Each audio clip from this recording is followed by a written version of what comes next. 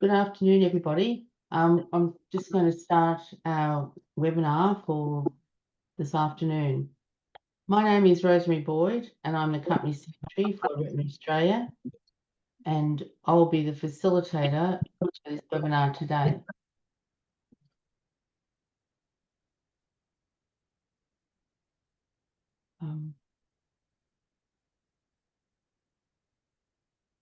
I would like to welcome you all to this Retina Australia event, where we'll be provided with presentations about inherited retinal disease research and navigating genetic counselling and testing for inherited eye conditions. As a participant, your camera and microphone will be switched off throughout the presentations. The session will be recorded so that those people unable to join at this time can watch the webinar at their leisure. There will be an opportunity for you to ask questions once our three speakers have finished their presentations. If you have any queries during the proceedings, you can type a question in the chat or the Q&A section. Our first speaker is the newly announced inaugural Retina Australia Hall of Fame awardee, Professor Michael Kalinitis. With expertise in retinal anatomy, neurochemistry and clinical research, Michael is a highly experienced optometrist with a range of academic and research experience who has maintained clinical practice throughout his career. As announced during the AGM, the Hall of Fame award honours an individual whose outstanding achievements have made a positive impact on the lives of Australians with inherited retinal disease. Michael is a worthy recipient of the award, and this afternoon he'll give us a brief insight into his contribution to inherited retinal disease research over many years. Thank you, Michael, and especially for joining us from Houston. And Michael has already popped his slides up, so I'll just get Michael back online.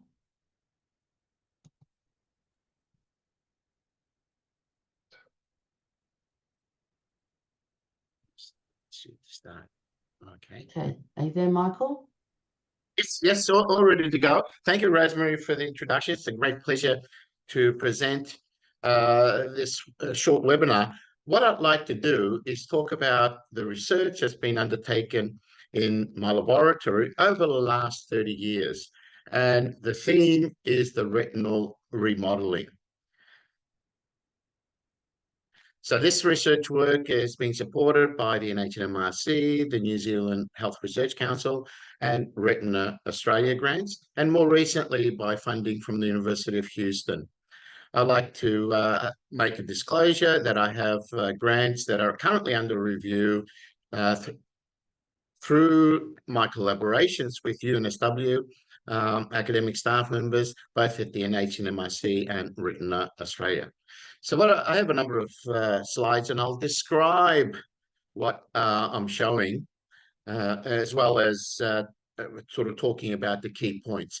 The first slide is a cross-section of the eye. So we've effectively cut the eye in half, looking at it from the side. The cornea is the window of the eye. Behind the cornea, inside the eye, is the lens. That's where cataract develops. There's most of the eye is the jelly or the vitreous. And right in the back of the eye is the retina. The retina is only about 1/3 of a millimeter thick. And this, the retina is in fact part of the brain. And it's the cells that talk to sort of connect the eye to the visual system, form the optic nerve. It's the wires or the axons that these cells have that form the optic nerve. If we take a section, this is a rat retina, but the architecture is identical to that of our own retina. Right, I'm going to start talking from the back, right at the back. So this is a cross-section, a histological cross-section. The first cell in the retina are the retinal pigment epithelial cells. And these cells form a barrier between the blood supply that is behind the retina. The photoreceptors have the highest metabolic demand of any cell in the body. So they need a massive blood supply. You can't put it in front. If it was in front, we wouldn't be able to see. So it's behind the eye, that massive blood supply. And the rods work at night, the cones working during the day are the cells that use oxygen and glucose and other compounds. So the retinal pigment epithelial cells are important to control what comes into the retina. The photoreceptors convert light into electrical energy, and they talk to other cells. Bipolar cells, these bipolar cells in turn talk to the output cells, the ganglion cells. So light has to come through all these different tissues before it hits the photoreceptors. It can't work in any other way because of the very high metabolic demand. This is a picture of a normal retina, so we're looking at it from in front. And when you've taken a photograph, the red eye response, and that's because there's a very high reflectance of the blood supply. It looks orangey because of the blood supply in the back of the eye, and there's a smaller blood supply that feeds the other cells inside the eye. So you can see both the arteries and the veins in the back of the eye. The optic nerve's about just over 1 millimeter in diameter. And the central part of our vision, where we have the sharpest vision, is the fovea in a region called the macula. And it is in that region that age-related macular degeneration and a whole host of inherited macular degenerations occur in the central part of your vision. This is a picture looking again the back of the eye of a patient with retinitis pigmentosa. When the ophthalmologists were able to view the retina, they saw a lot of pigmentosa. They also thought it was an inflammatory disease, an itis, and inflammation of the retina, retinitis. That's where the name has come from. It's stuck. We now know it's not an inflammatory disease, but the pigmentation is sort of one of the hallmarks that you have in retinitis pigmentosa, and this reflects anatomical remodeling. The RPE cells that are right in the back of the eye after the retina degenerates start migrating into the middle part of the retina. So Erica Fletcher was my first PhD student at the University of Melbourne, and we studied the Royal College of Surgeons, RAC, RCS. It's called that because they were discovered in the Royal College of Surgeons Animal House in London. So here we have a normal, on the left-hand side, normal histological section. Half the retina is photoreceptors, and here we have end-stage RP, where there are no photoreceptors, but there are areas within the middle part of the retina of structures that don't look like the retina. Example of remodeling. So Erica's PhD, one of the key factors that she identified was the compounds that cells use to talk to each other, but they're also used as metabolites, are abnormal early before there is photoreceptor degeneration. So what this example is, it's an example of neurochemical remodeling. And Erica Fletcher is now professor of neuroscience at the University of Melbourne, has been running a very successful laboratory. In addition to that, there are 2 other PhD students in the lab who undertook experiments to understand cell death, oxidative stress, metabolic stress. And these are the sort of target areas that some of the new therapies are focused on. The 2 PhD students were Bang Bui and the late Genevieve Napa. Bang is Professor of Optometry and Vision Science at the University of Melbourne. Because of this work, we knew there were some metabolic changes. When I moved to New Zealand, I undertook work looking at some specific metabolic enzymes, one of which is lactate dehydrogenase, or LDH. We started studying at the IRD mouse, different animal models of retinal dystrophy. What we discovered is that before degeneration, there is a significant increase in this metabolic activity. We don't understand why it occurs, but it's a marker of impending degeneration. After photoreceptors degenerate, the metabolic demand reduces, and there's very low levels of this enzyme.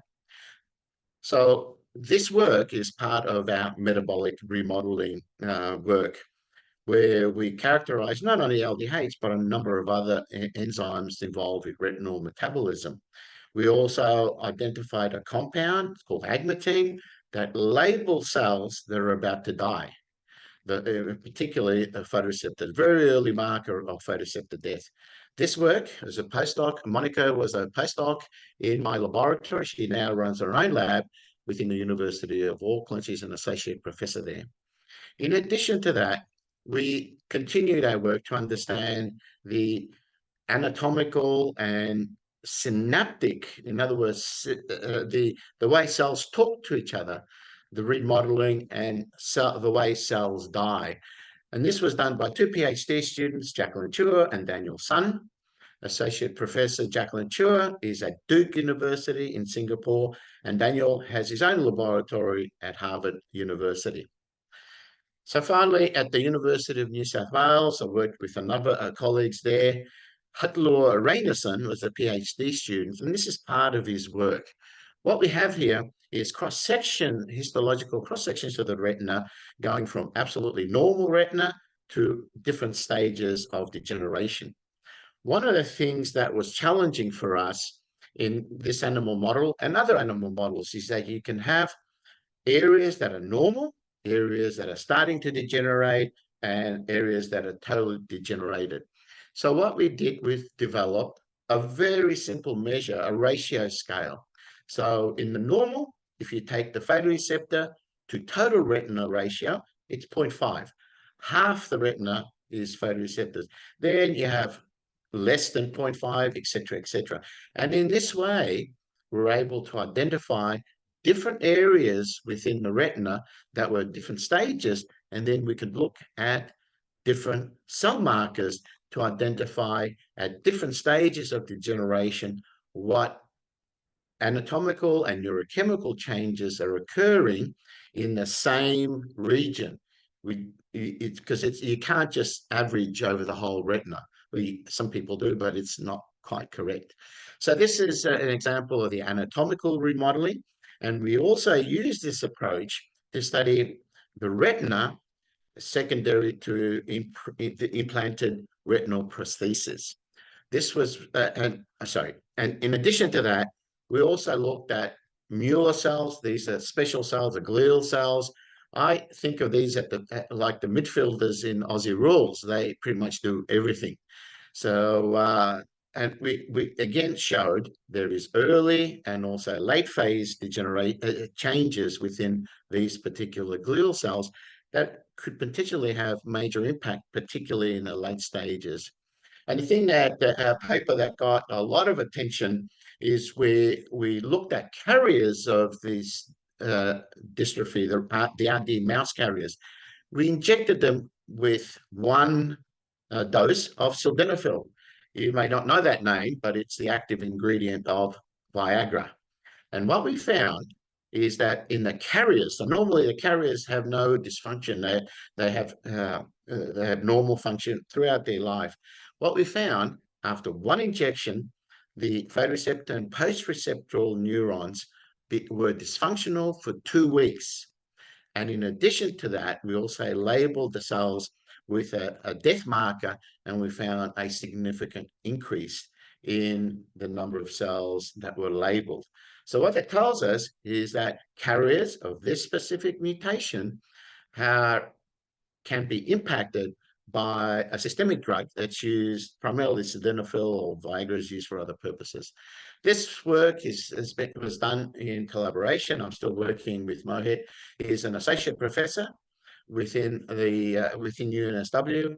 Hatlur finished his PhD doing postdoctoral studies again at UNSW, and Lisa Nivison-Smith was a postdoctoral fellow within my laboratory. Now she has her own laboratory at UNSW.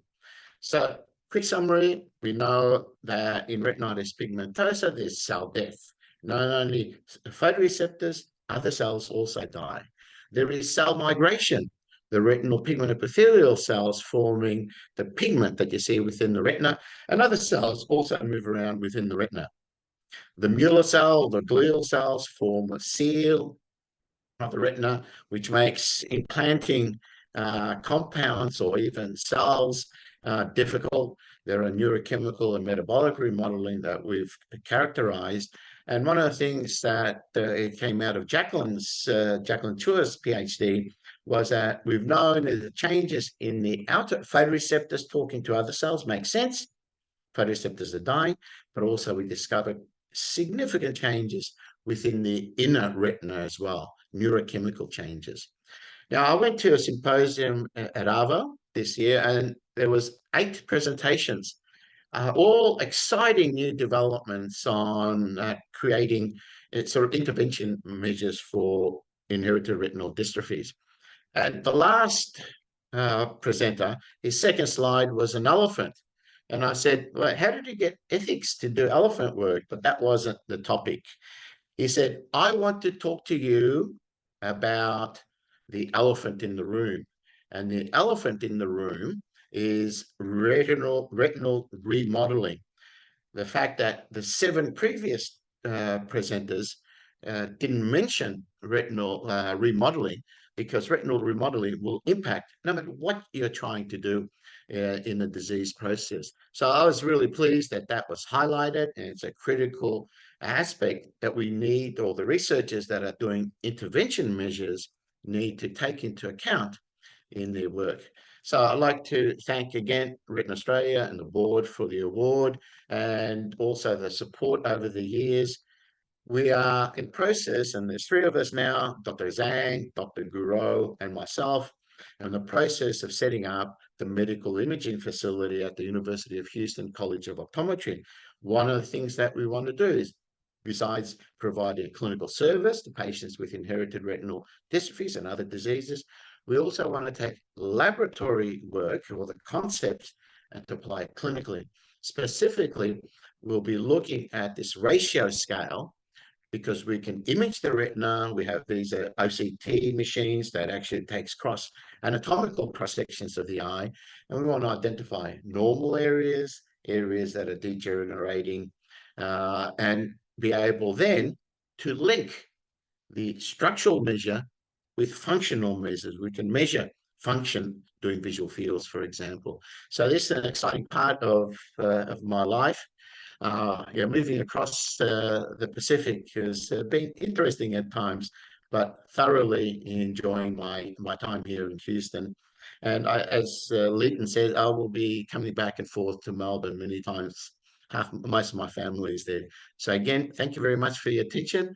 And my email is here. If you have any questions, happy to address. I will address, I think, the questions afterwards. But you can send me an email, and I can do it that way.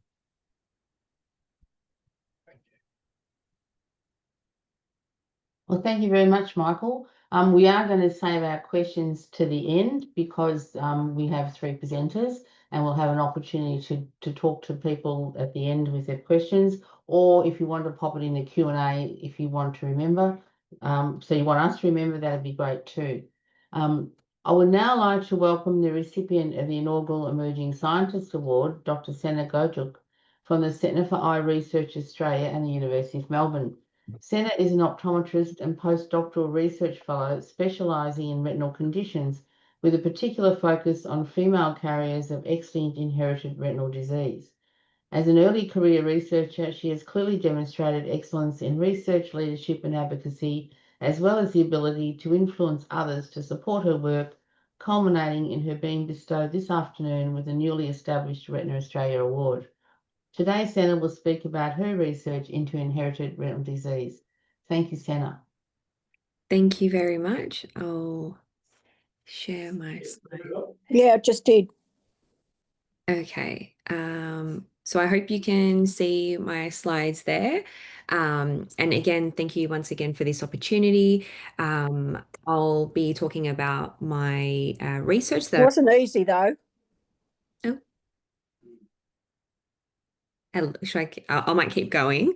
So yeah, so this is an area of research that I've been doing since my PhD, and it's focusing on female carriers of X-linked retinal diseases. And before I begin, I'd just like to acknowledge the traditional owners of the land on which we meet today. For some of us, I would also like to pay my respect to elders past, present, and emerging.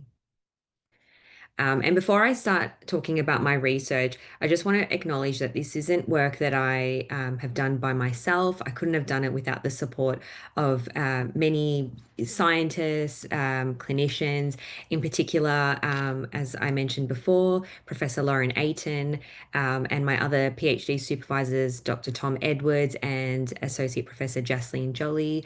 A lot of the work that we've been done has been in collaboration with Dr. Quinton Gould, Associate Professor Marnie Blewett, Associate Professor Fred Chen, Professor Robert McLaren, and the wonderful team that I work with at CIRA and the University of Melbourne. I think inherited retinal disease is an area that's probably everyone's familiar with. So I like to think of IRDs as kind of like an umbrella term that encompass a lot of different conditions that can lead to different disease presentations. And it is now considered the leading cause of low vision and blindness in the working age population. And so the inheritance pattern is how the gene is passed between generations. And in particular, my area of interest is the one that's passed through the X chromosome.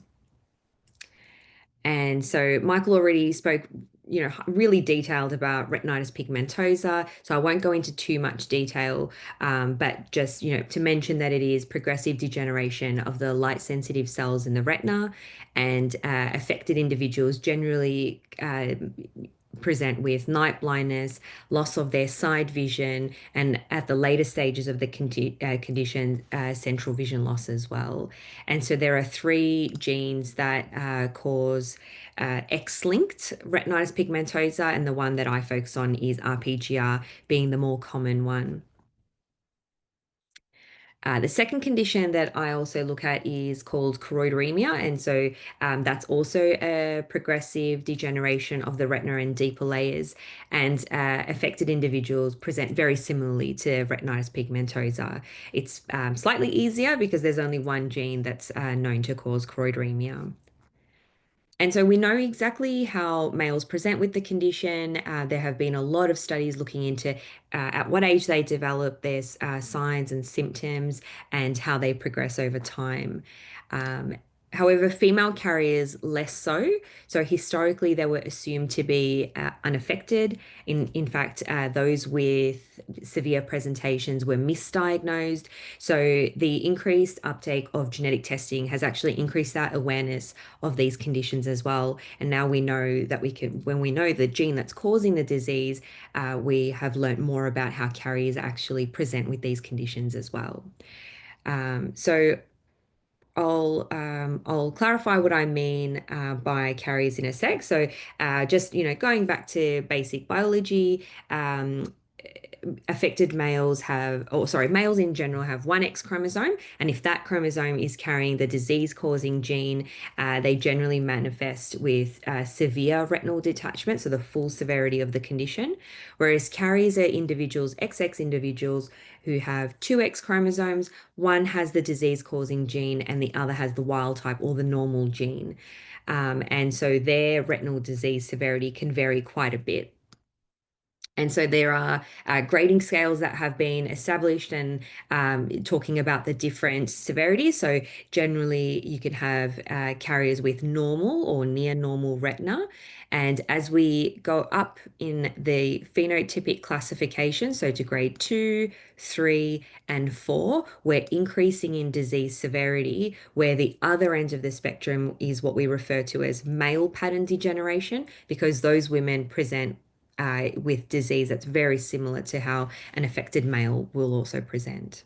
And so we're very interested in knowing what the cause for this variability is. And we believe it's a mechanism during early embryonic development where each cell needs to decide which X chromosome it needs to inactivate and activate. So we know that 1 X chromosome is enough since males have just the one.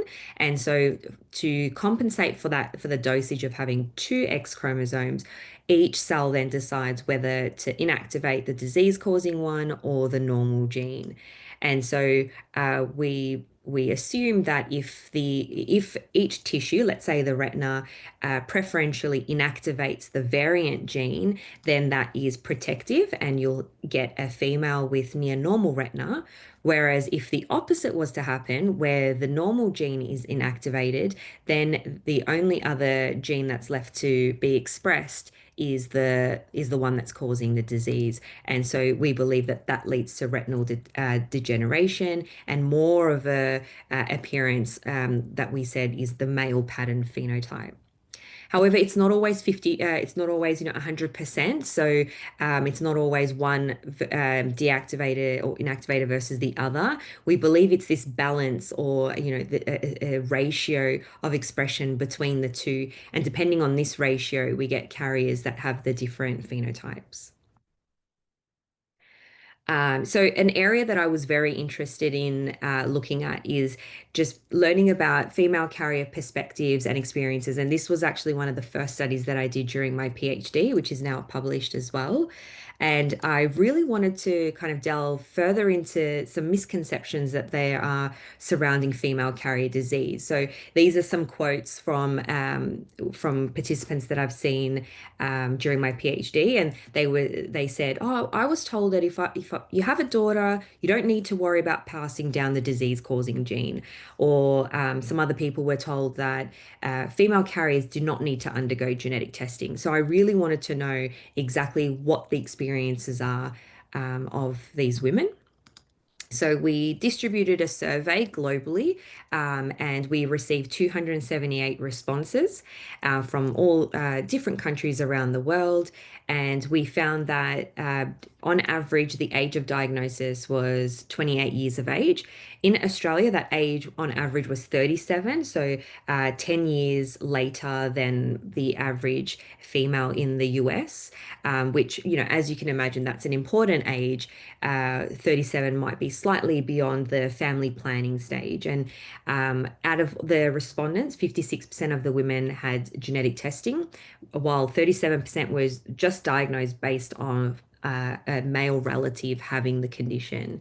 But only 39% of the respondents were diagnosed prior to pregnancy. So they found out that their child was affected, or they only found out they were a carrier until after having a child, and it was too late to potentially make decisions about family planning and avoiding passing down the disease-causing gene.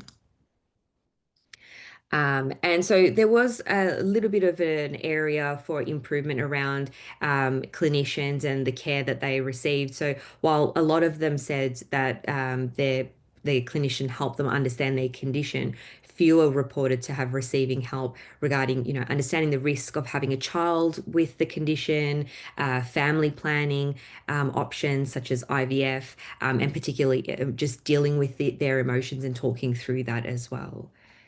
And then when we, asked more about emotions, we found that majority of the respondents felt anxious, guilty, or concerned for their child. But over half also said that they were anxious about their own vision. And that could potentially be because there's not a lot of information as to what women should expect if they're carrying the disease. And over half felt regret for not having genetic testing prior to pregnancy. But the thing that really stood out to us was that 78% of the respondents felt that gene therapy should also be available for carriers of inherited retinal diseases. So once we had a bit of an idea of their experiences, then the next area was, this misconception that some people may have that say female carriers are asymptomatic and do not experience any vision impairment in their daily living. So I wanted to use a validated questionnaire. So some of you may be familiar with the Michigan Retinal Degeneration Questionnaire. We distributed that also globally as well. And so this questionnaire looks at 7 different visual domains. So they look at central vision, color vision, the ability to distinguish between similarly colored objects, nighttime vision, vision during daytime in dim light levels, and sensitivity to light. So all these 7 domains were asked about, and we received responses from 237 carriers, and we compared their responses to 100 women who didn't report report any inherited retinal disease or family history of an inherited retinal disease. And we found that carriers reported that they had vision impairment in all the 7 domains when we compared their responses to healthy women. So this, to me, proves that there are areas in their life that they're struggling with that we might not be aware of.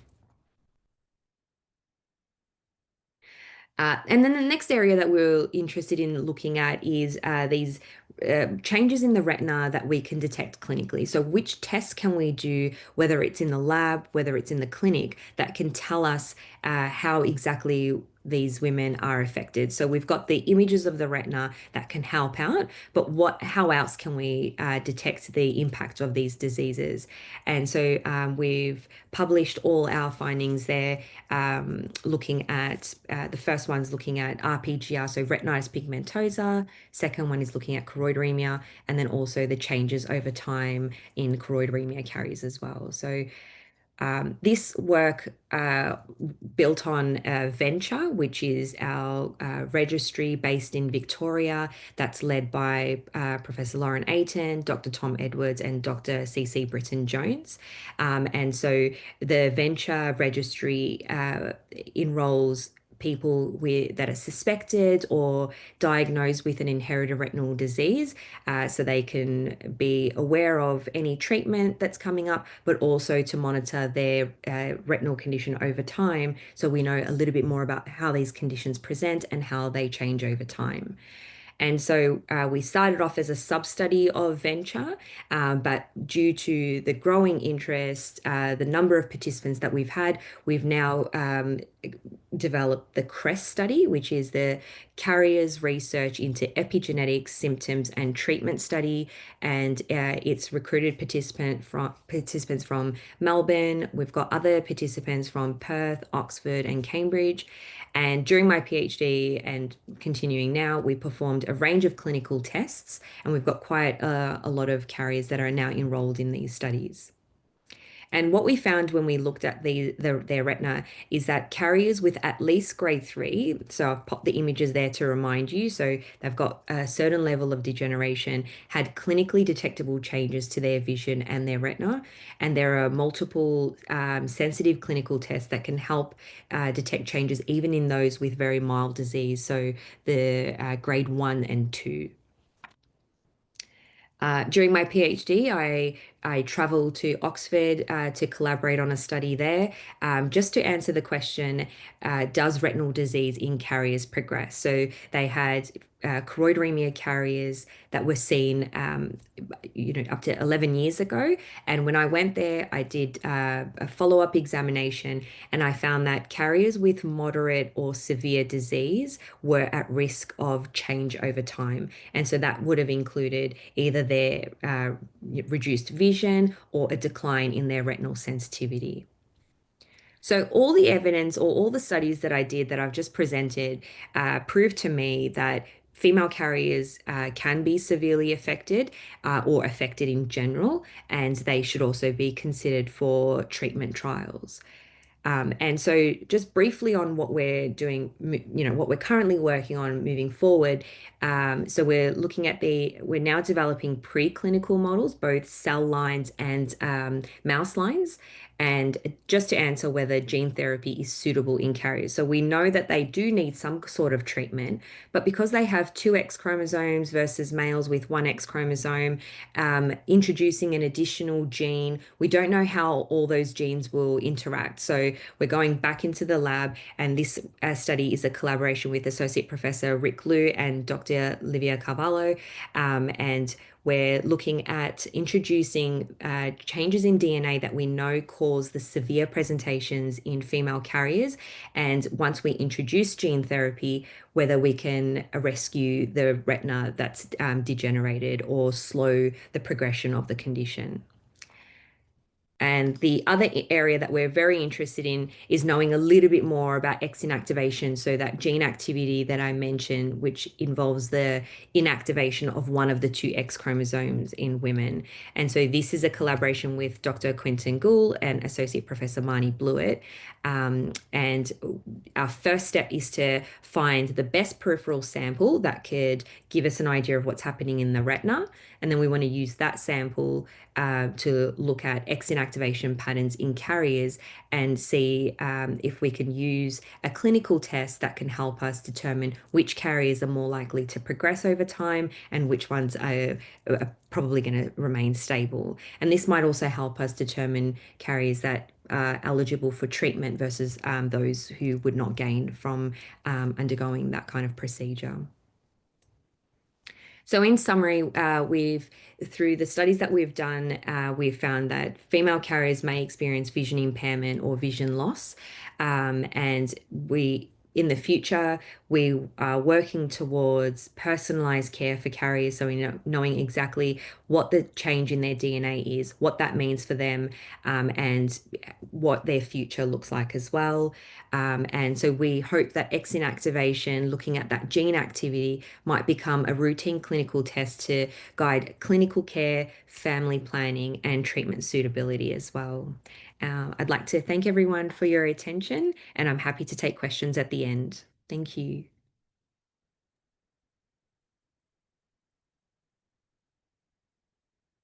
Thanks so much, Senna. That was really informative and a very interesting study. So thank you. Our final presenter this afternoon is genetic counsellor Parker Trong, who shares his time between the genetics clinic at the Royal Melbourne Hospital with research at the University of Melbourne and the Centre for IRD Research Australia, as well as working in cancer genetics at the Peter MacCallum Cancer Centre.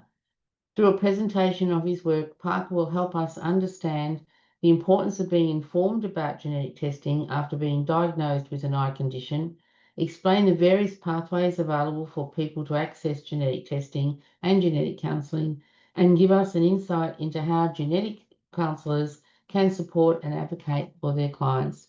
So welcome, Parker, and thank you very much. Thank you very much, Julia, Rosemary, Leeton, and the Retina Australia team for inviting me to present this webinar today. It's always a privilege to work with and talk to people and families affected by inherited retinal conditions. And before I start my presentation, a huge congratulations to Michael and Senna. Hi, everyone. My name is Parker, and I'm a genetic counsellor.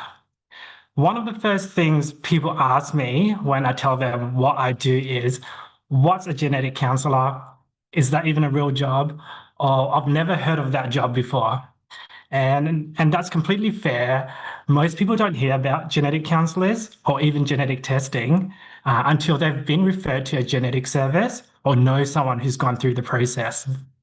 So today, I'd like to explain why genetic testing isn't a straightforward medical test.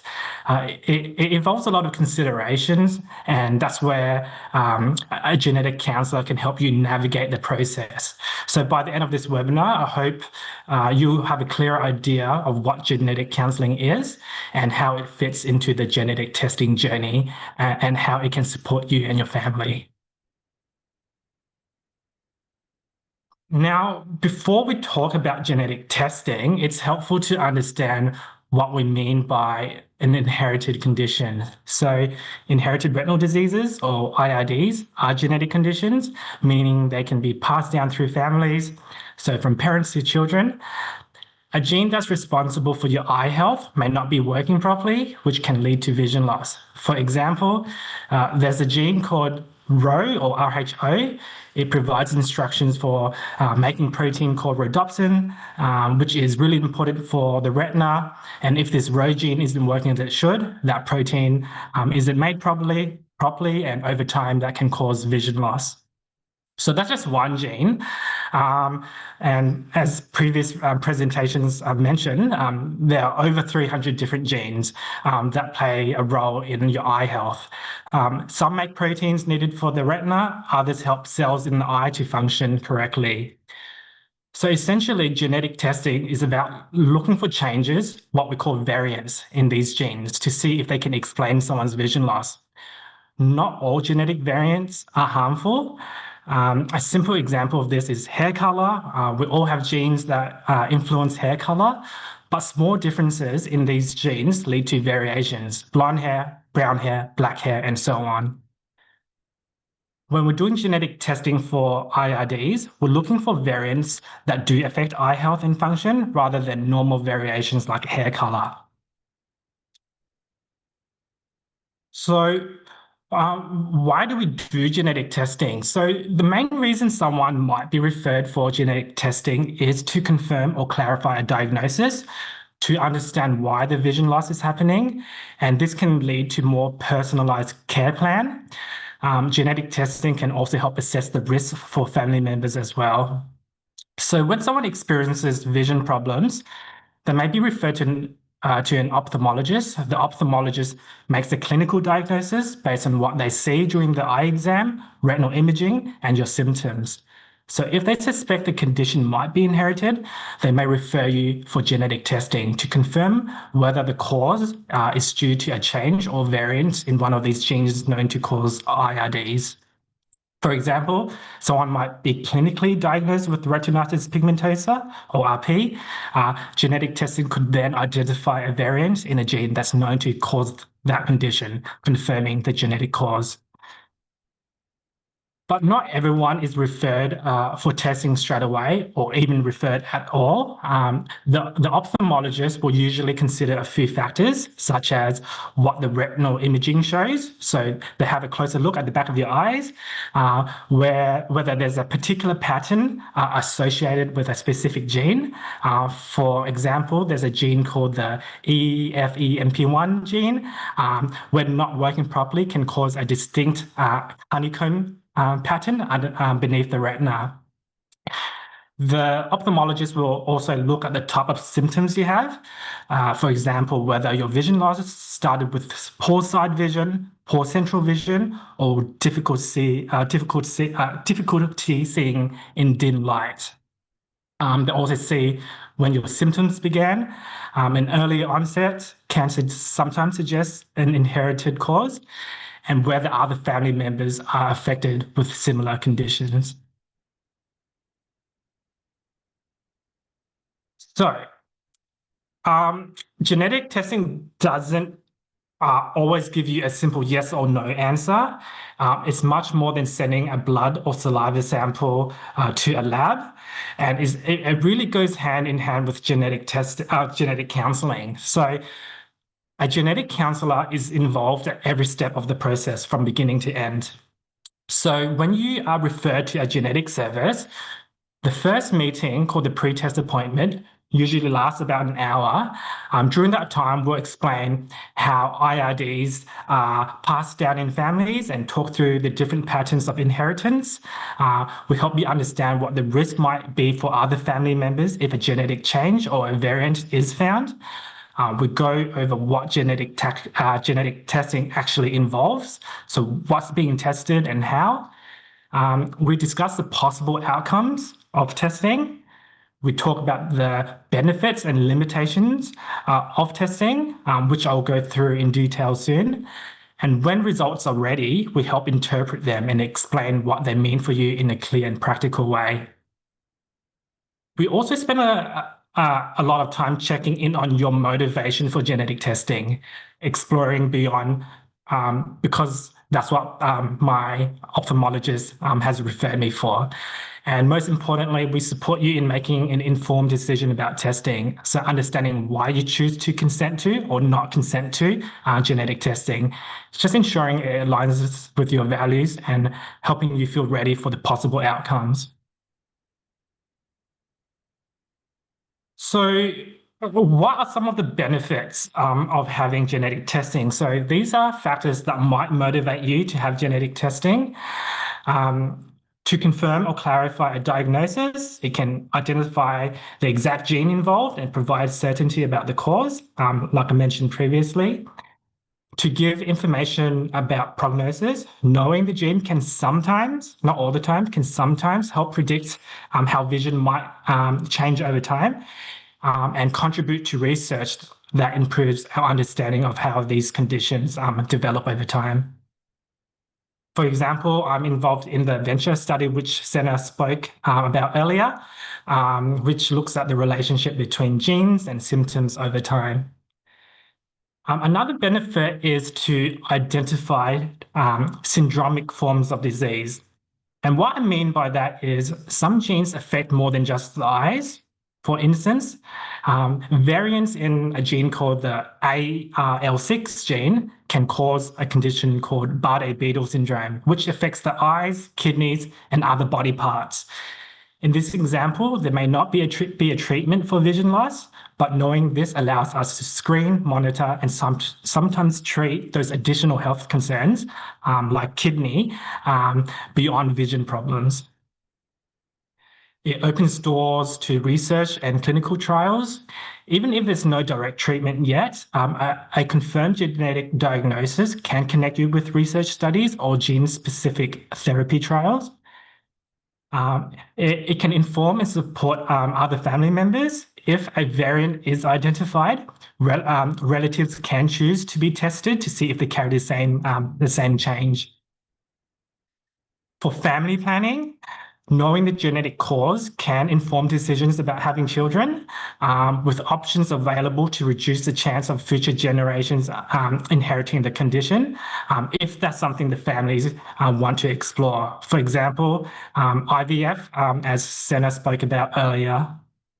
But IVF is just one family options. There are multiple options, which is why a genetic counselor can talk you through each of these options and see which one aligns with your family goals and timeline. Another benefit is, for empowerment and understanding. Many people find that knowing why their vision loss occurred brings clarity and a sense of control. Instead of a broad label like retinal dystrophy, we can say you have a change in the XYZ gene, which affects your retinal cells in this way. And having that specific knowledge can answer long-standing questions and provide a clearer picture of what's happening. So I've talked about some of the benefits of genetic testing, but there are also some limitations. And these are some reasons why people might decide not to proceed with genetic testing. One being life insurance implications. So in Australia, life insurance companies can currently ask about your genetic test results when you apply for new life insurance, income protection, or disability cover. There are situations where you do not have to disclose your genetic test result, or if you ever had genetic testing. And there are situations where the life insurer is not allowed to ask if you ever had genetic testing. It's important to highlight that it doesn't affect existing life insurance if you already have it. So a genetic counsellor will talk you through this at the appointment in detail. The good news is it looks very likely that the government will soon ban life insurers from using your genetic information to increase your premiums, or reject your application for life insurance altogether. So that should happen in the next year or so. Another limitation is access to treatment. So even if we do find a genetic cause, it doesn't necessarily lead to a treatment or a clinical trial. For many people, their management plan may not change and still be the same as someone without a confirmed genetic diagnosis. And for people who are motivated by the hope of treatment, that can be disappointing, sometimes leading them to question, what's the point of testing if nothing changes? Another consideration is the emotional impact that comes with testing, and that should be considered. So genetic testing can bring up a range of emotions, both before and after testing. During a pre-test appointment, some people feel anxious about whether their children or family members might be affected. Then when results come back, which can take 3 months or longer, there can be feelings of frustration or sadness if no genetic cause is found, or guilt if the result confirms that a child might inherit the same condition. This is why the counselling part of genetic counselling is important. Before testing, we go through all these possible scenarios so you can decide whether testing feels right for you emotionally and personally. So, like I said, not every test finds an answer. A question we get asked a lot is, what are the chances of finding something on a genetic test? If we take a group of 100 people with suspected inherited retinal disease, results might look something like this. So around 50 to 60 people will have a clear genetic cause identified, meaning we can pinpoint the exact gene responsible. We call that a positive result. Around 40 to 50 people will get a negative result, so a non-informative result, meaning no genetic changes were found in the genes we looked at. And about 10 to 15 people will have what we call an uncertain result, a variant of uncertain significance, or a VUS. What this means is a gene change was found, but we don't know yet whether it causes the disease or if it's just a harmless variation like eye color and hair color that I spoke about earlier. And these uncertain results can cause further anxiety. It's important to know that a negative or inconclusive result, though, doesn't necessarily mean there's no genetic cause. It might mean that our current technology or scientific understanding hasn't caught up yet. And that answer might become clearer as research progresses. For example, my colleague, Dr. C.C. Britton-Jones, is looking at the genomes of people who do not have a conclusive result. So looking at 20+ thousand genes, hoping to find new variants or genes that may be able to explain their eye condition.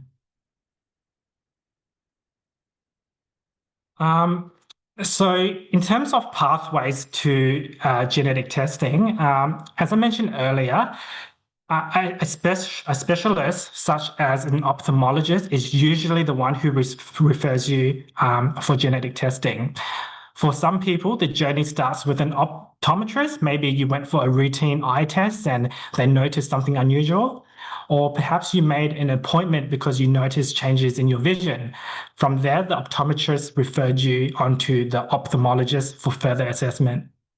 Other times, people might go straight to their GP, especially if they have a family history of vision loss, or if a family member has already had that genetic testing and a gene variant was identified, your GP can refer you directly to a genetic service for predictive testing. So predictive testing meaning to see whether you carry the same genetic variant. So broadly speaking, there are two main pathways to genetic testing. The first one being a public genetic service, which are commonly based in hospitals. This is the most common pathway, which provides both the testing and the genetic counselling. These services are usually publicly funded, so there are no out-of-pocket costs, though there can be sometimes a waiting list of 12 months or more. The second pathway being an academic or a research pathway, some universities and research studies may include genetic testing as part of their projects, and your ophthalmologist may refer you to these research study, or the research team may reach out to you directly if you are on their database or registry. Another pathway, occasionally private or pharmaceutical companies have sponsored genetic testing programs to improve access and collect data. Your ophthalmologist, the genetic service, or the research team sometimes make use of these programs if it's appropriate for you. So to wrap up my presentation, I just want to leave you with a few key points. Firstly, genetic testing can be incredibly valuable, but like any medical test, it has both benefits and limitations. It can provide answers and clarity, but sometimes it can also leave you with more questions. Secondly, talking about genetic testing often brings up emotions, especially when we start to discuss what results might mean for other family members.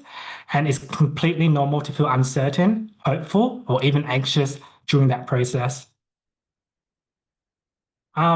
Everyone comes to testing for their own reasons, some for answers, some for planning, and others for research opportunities. Whatever your motivation, the most important thing is that it's an informed decision, and one that feels right for you. And finally, you don't have to navigate any of the genetic testing process alone. Genetic counselors are trained allied health professionals with specialized training in genetics and counseling, who are there to guide you and support you at every stage before, during, and after testing. And before I hand over to back to the audience to ask questions, I thought I'd finish by showing a bit about why I love being a genetic counselor. And this can be a bit corny, but I do mean it. So one of the things I really value about the role is that I get to meet people at different stages, both in their lives and in their conditions. So in a single week, I might see someone who's just starting to notice changes in their vision, and another person who's been living with vision loss for years. And you see the strength and the resilience of that people have, often shaped by their personal experience or family experiences of vision loss. So it's a privilege to be part of those moments, whether it's helping someone make sense of their results or supporting them through that uncertainty. And another reason is why I love working in this field is because it's evolving so quickly. I have the opportunity to work with people who are part of clinical trials or who are learning about new gene therapies. And it's amazing to see how much research and innovation is happening in inherited retinal disease in particular. And finally, I'm so lucky to work alongside ophthalmologists, optometrists, researchers and other genetic counselors who are very incredibly patient-driven. And it gives me a lot of work satisfaction working in this field. So that concludes my webinar. And I thank you everyone for their time and listening to my presentation. Well, thank you very much, Parker. And we would agree with you. It's really exciting that so much work is happening in research and all of the affiliated sections for inherited retinal disease. Now, we will make time for a couple of questions. We're a bit over time, but that's okay. There is one in the Q&A for Michael. Thanks, Michael, for your presentation. From Ian, I was wondering about the role that AI is having in your work generally and specifically in your laboratory.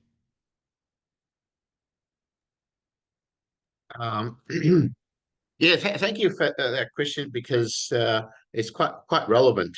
I supervised the PhD students when I was at UNSW, who is a computer scientist, and there were two supervisors from computer science for that work.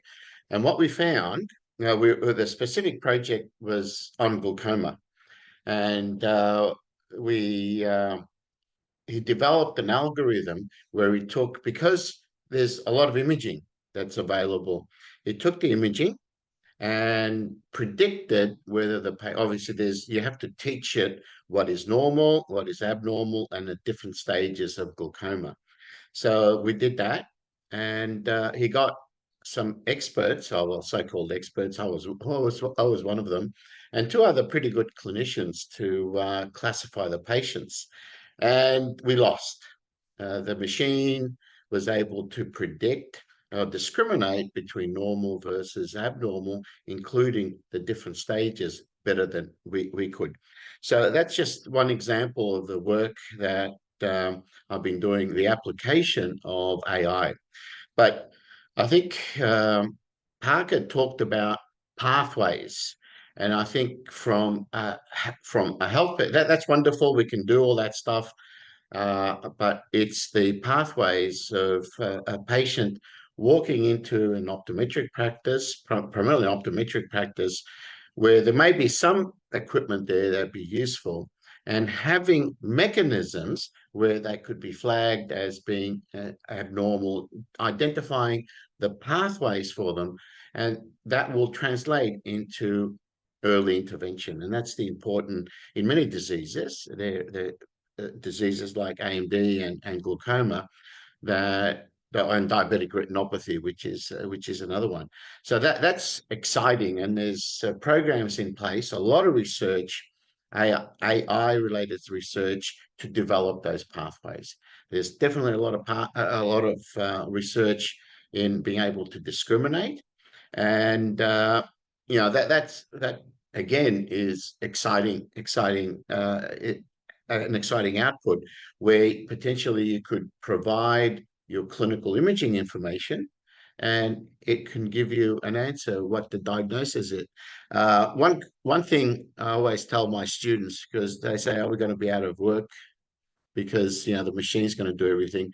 And I always say, listen, these algorithms, they always have to be continually improved, etc., etc.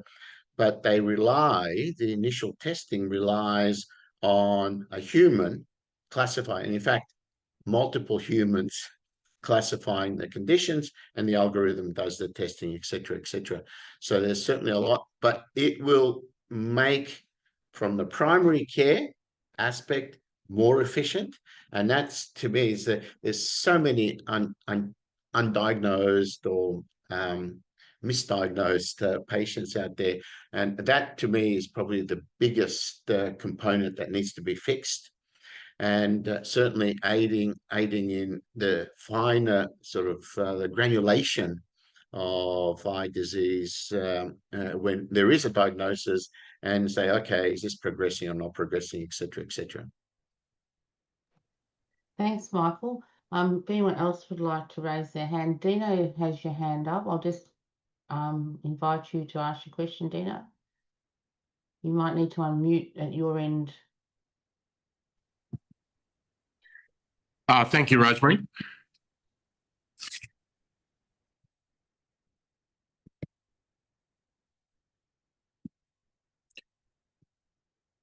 Sorry, I can't.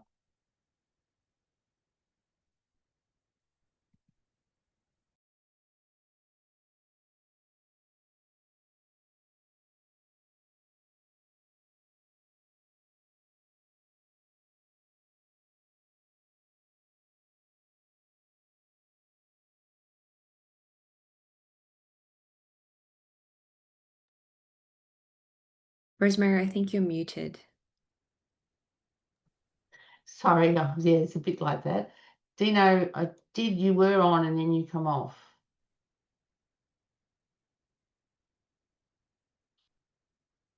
Well, maybe we'll just see if somebody else has got a question at the moment. Stephen, you had a question. Yeah, thanks very much, Rosemary, and thanks to all three presenters. Fantastic presentations. Barker, I love the enthusiasm that you've got in that role. I think it's a really important role, and it's wonderful to see someone who's really committed to getting those really good outcomes.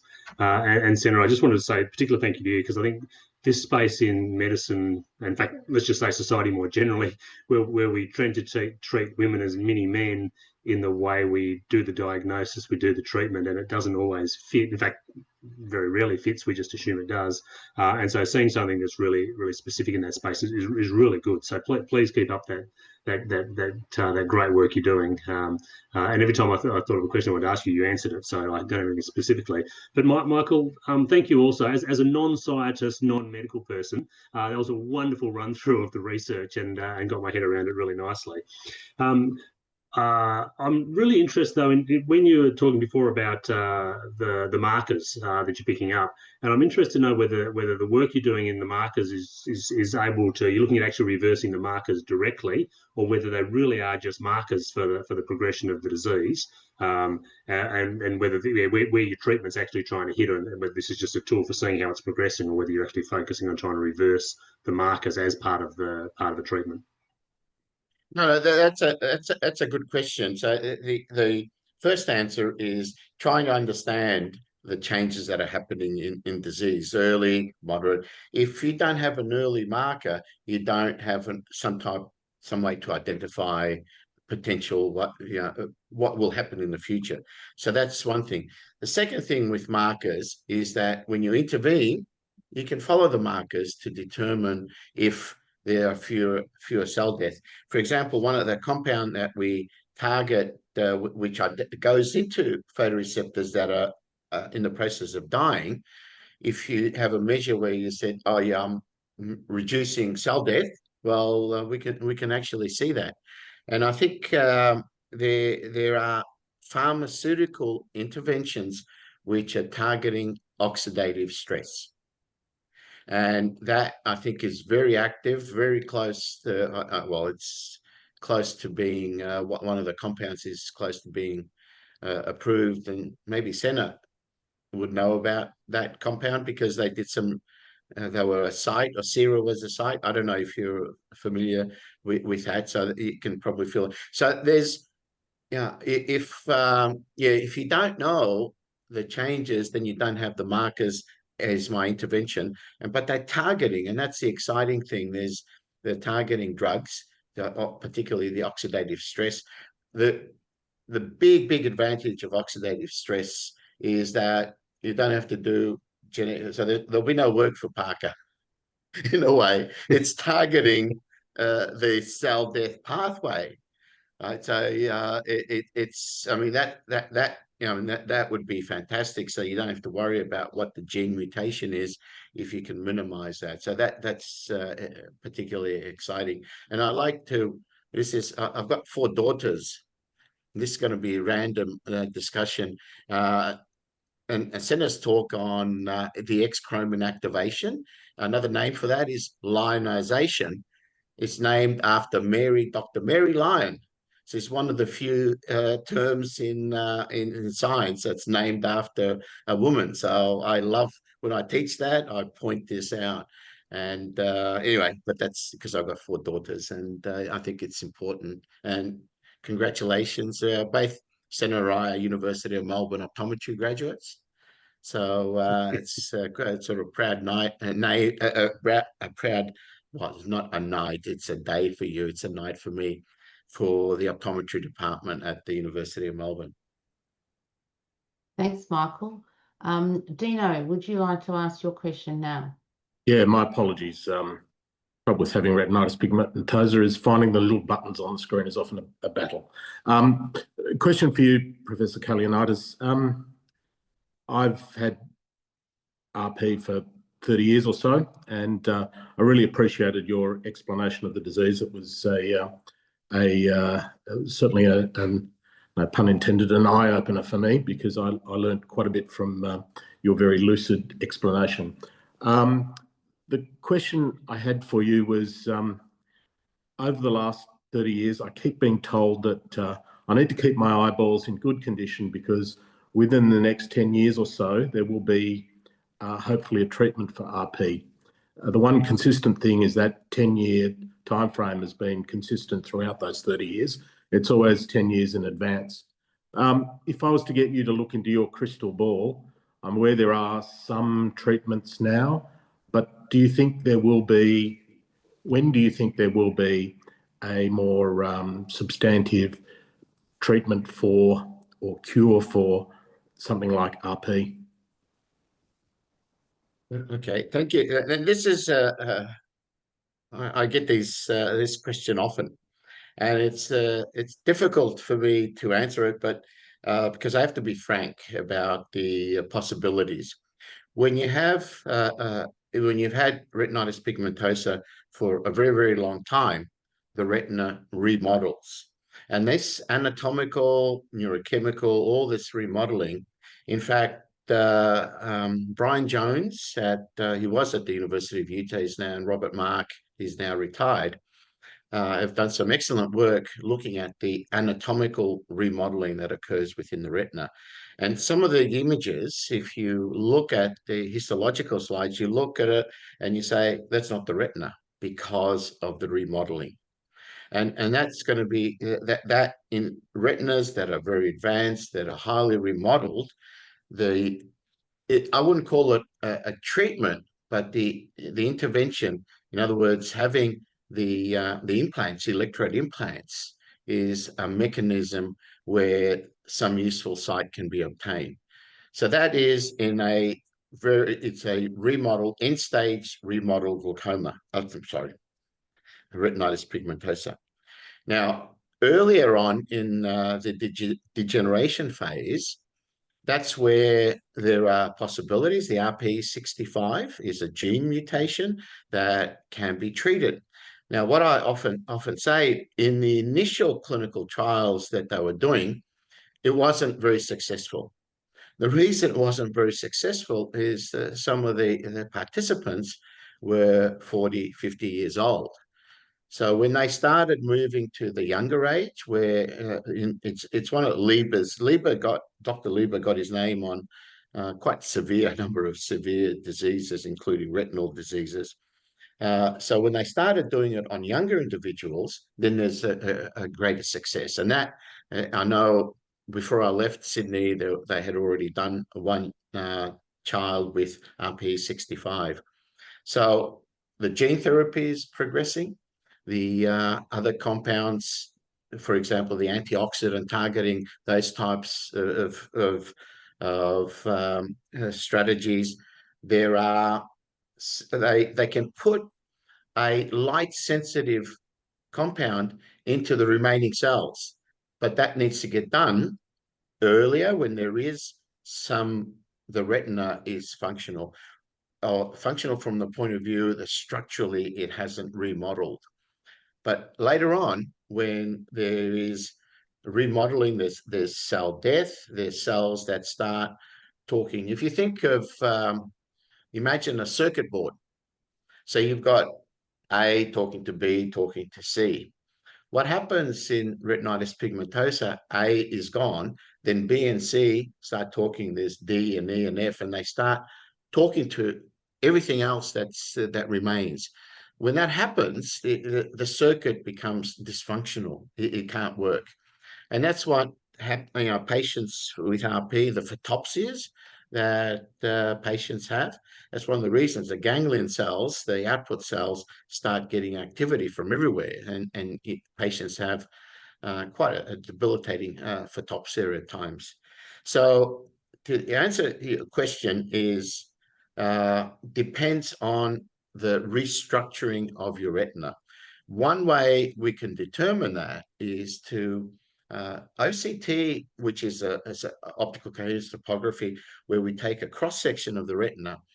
It's every clinician almost has that, but they've now gone one step further, where they've used an optical technique, adaptive optics, where you can actually see the cells in the retina. It's amazing. You can see all the different cells. You get a cross section of that. You can actually see it. It's almost like the histology sections that I did in my lab. You can see all the different cells within the retina. Then we have optically, we have a mechanism to tell individuals what stage of the remodeling, anatomical remodeling they're at. And then they would then be, yes, there is a chance that this can improve, etc., etc. But on that, I know it's hearing that if you've got advanced remodeling, it's the electrode implantation is the only way. It's not. There's limited options. However, 30 years ago, 35 years ago, when I started, there were really no options.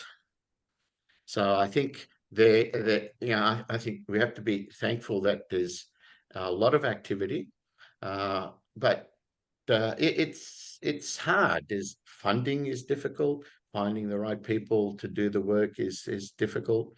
But there continues at the symposium I was at on the retina. There's some, I'd say, very brilliant minds at this with big labs in big universities. There were people from France. There was a couple from the UK, one from Scandinavia, one from France, and the rest of them are all from the US.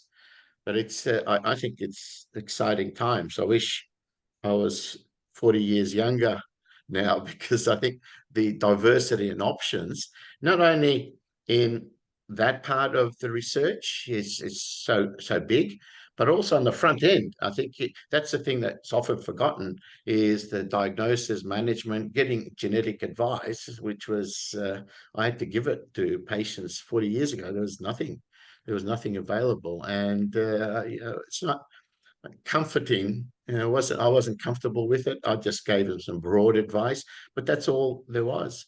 But now we've got Parker that can give them very precise and order so many tests that for genes that weren't discovered 30, 40 years ago as well. Thank you, Michael. I've benefited from Parker's counselling over the years, so I certainly support that. The amount of information that's available now is much better, and I thank you for your very honest appraisal of where we're at, and I wish you the best with your research. When are we going to get someone like you back in Australia to be working here, or is there sufficient funding in the US to keep you there for a while? Look, I'm 67 years old, so this is my last move. I won't be moving again. I came here because there's the research that I want to do is expensive, and I need a large clinical facility, and funding just well, it's non-existent. I was able to do what I was able to do in Sydney because of the way the clinic was funded, but with the internet, with the information transfer now is again. When I'll go back to 40 years ago when I started, we used to write papers and we used to draw all the graphs and put it in an envelope and mail it, and hope it arrived on the other side.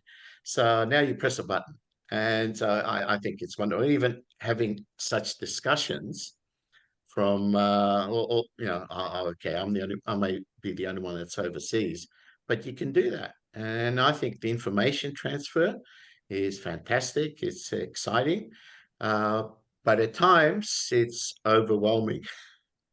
And I particularly, one of the good thing of being in the US, I can go to meetings that are relatively close for me, and you can sit and listen. What I often do is go to lectures that are a little bit out of my field, because I just want to see how people are thinking in other areas. And I think that type of communication is wonderful. And I will come back because I like to watch Geelong play and the Boxing Day Test match. So it's very special to me, and I love Geelong, but I won't get up at 2 a.m. to watch them play, unfortunately. So I hope I have all my academic children. There's a whole bunch of them in Melbourne. So particularly Erica Fletcher is my first PhD student. So there's still work to be done. It's just that I've moved into the more clinical area, and I hope I'll see some of the Sydney PhD graduates. Hopefully, will continue that work. Thank you very much, Michael and Parker and Senna. There are a couple more questions in the chat Q&A, but we are really out of time. So what I would suggest, if anyone else has any questions, if you could email them into the office, we can certainly get them answered for you, and we'll get answers for the questions that are sitting there now and sent out in due course. So that brings our webinar to an end today. On behalf of everybody, I'd like to thank Professor Michael Kalanitis, Dr. Senna Gojuk and Parker Trong most sincerely for giving so freely of their time this afternoon to provide interesting and very thought-provoking presentations. I'm sure we've all gained a broader knowledge of inherited retinal disease research and the importance that genetics brings to these studies. Congratulations again to Professor Kalanitis for becoming the very first Retina Australia Hall of Fame awardee, and to Dr. Gojuk for being the recipient of the inaugural Retina Australia Emerging Scientists Award. Thank you, one and all. As you sign off, take a moment to complete the brief exit survey and enjoy the rest of the day. Thank you very much.